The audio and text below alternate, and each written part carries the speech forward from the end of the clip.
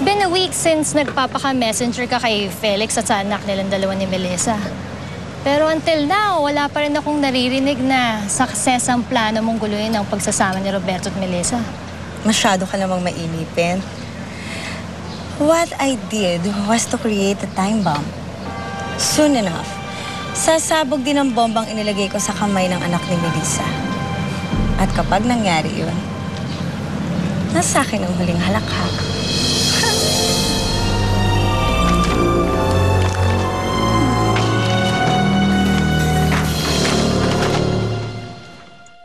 Bye, Snowy. Papasok na ako sa school, ah.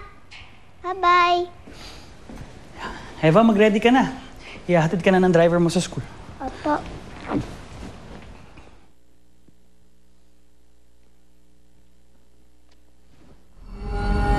Eva, wait. Iniiwan ka ba? Kailangan mo to sa school.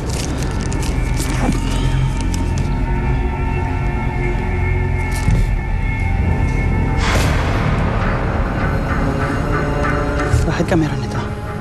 Bigay po sa kanya ng Daddy Felix ko. Bakit ka may sulat mula sa daddy mo? Ibig sabihin ba nun, iiwanan na ako ng mami mo? Hindi po. Sinungaling kang bata ka? Ha? Po!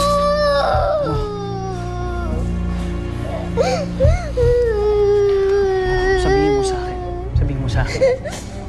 Nagbabalak bang mami mo na iwan ako? Hindi po. Nagsisinungaling ka eh. Sa lahat ng ayoko, nagsisinungaling, ha? Ano? Bakit? Bakit? Sumagot ka! Ano? Ano? Ano? Bakit? May sulat. Bakit?